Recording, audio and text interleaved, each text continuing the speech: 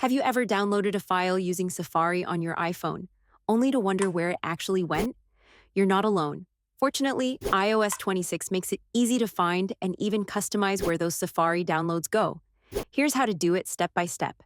First, open the Settings app. Scroll down and tap Apps, then find and tap on Safari from the list.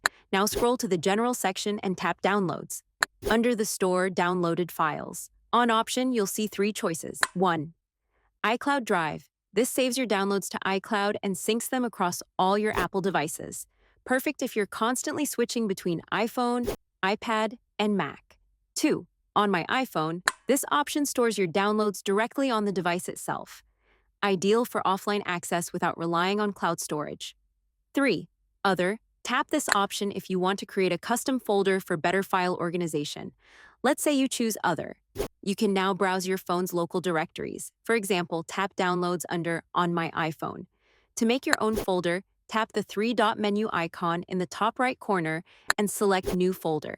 Give it a clear name like PDFs, Receipts, or Study Materials, then tap the checkmark icon twice to save it and update the storage directory for Safari downloads.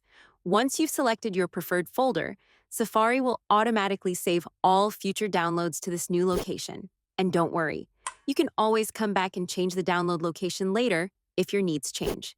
To access your downloads anytime, just open the Files app, go to your chosen folder, and your downloaded files will be right there, ready to open or share.